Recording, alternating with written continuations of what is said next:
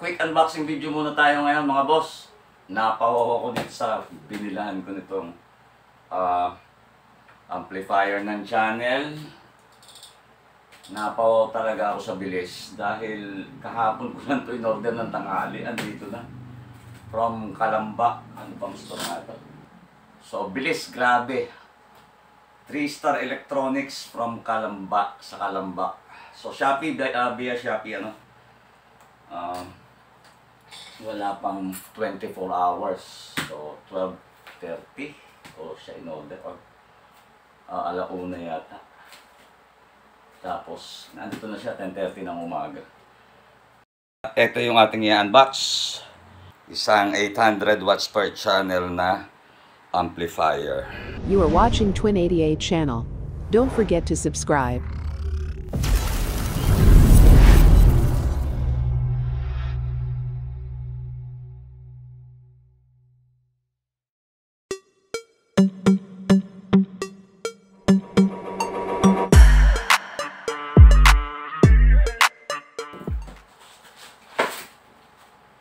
Boom!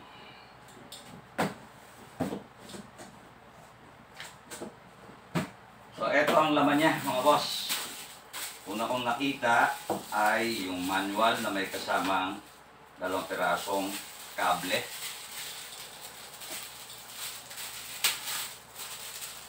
So, meron siyang kasama na RC8, RCA. At itong puti na to, malamang antena to ng FM. Kung may FM siya. And then yung manual. So, tabi na lang muna natin to.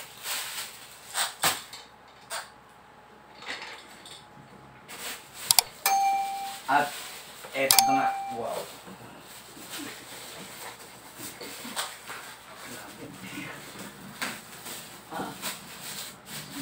Kasi bigat mo kami.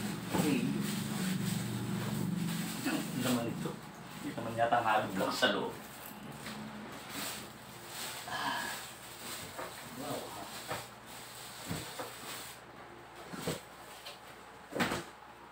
Grabe bigat.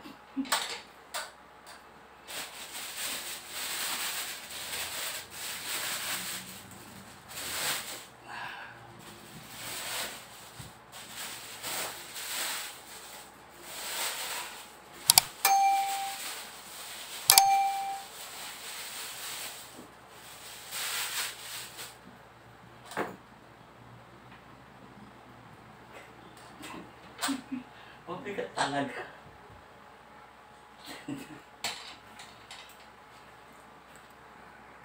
So, ito yung harap niya. Power button. 2 mic input. Mic controls natin. So, ano ba yan? Echo, repeat, delay. Tapos single volume control para sa 2 mic. Tapos tactile yung kanyang potentiometer o yung parang nagkiklik. And then ito yung kanyang display. So mamaya makikita natin.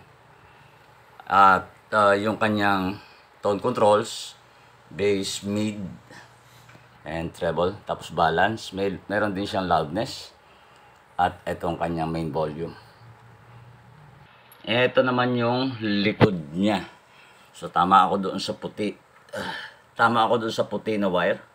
So kabitan ng antena. Input niya 2. Ang alam ko may Bluetooth din to. So mamaya i-check natin. At meron siyang effector. Ito. Kung gagamit tayo ng mga add-ons. Diba? Equalizer or equalizer, maximizer. Pwede natin kabit dito. Meron siyang out, mic, line, tsaka sub-out. Tapos, speaker A, speaker B. Oy, may mic pa pala dito. So, 3 pala yung mic niya. Fuse and magandang power cord. So, ito nga pala ang model niya. GX1U. Nakalimutan ko rin yata sabihin na may USB siya. So, first power on. Yan na. Default input is input A, yung nasa likod sa RCA. And then pindot natin source, input B. Then Bluetooth. Isa pa. Ayan, meron nga siyang FM. So, Bluetooth natin siya i-test. Ayan. Kuha lang ako speaker para matesting natin sound quality.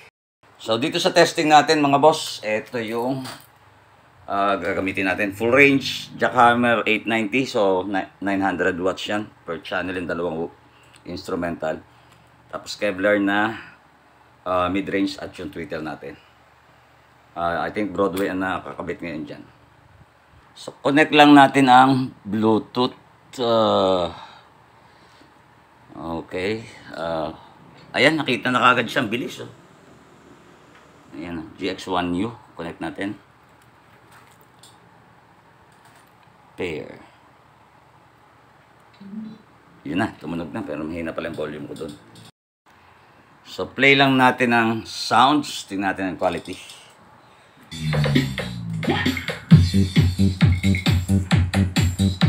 You are watching Twin88 channel. Don't forget to subscribe. Linis.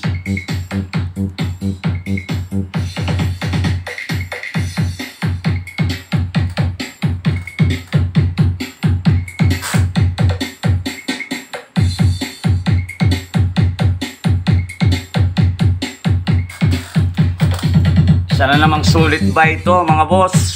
Ay, kita. Linis.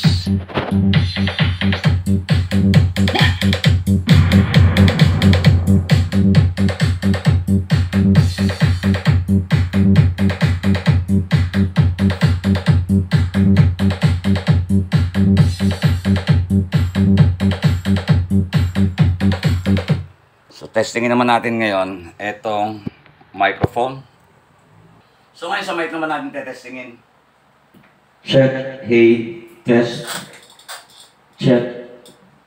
Also separate yung volume ng mic, independent siya. So hindi siya kasama doon sa master volume. Check, hey, test. So may dalawang additional feature si Kevlar. One is etong feedback reducer. So, doon sa Kevlar GX3 UV Pro ko, tested ko yun na nakakabawas nga. Tapos, meron siyang mic priority. Eto, huwag nyo i-engage. Mapera na lang kung kailangan nyo na pag may nagsalita, mawawala yung music. So, push button switch ang meron.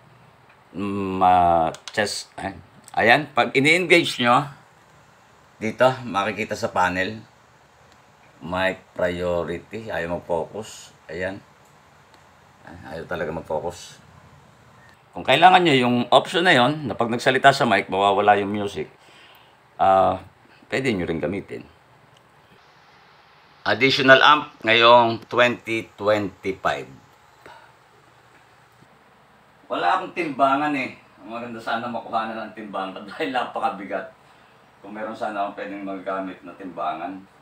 Nagulat ako sa kanya, nipis, pero parang mas mabigat pa to doon sa sa ginagamit kong amplifier ng bass ko.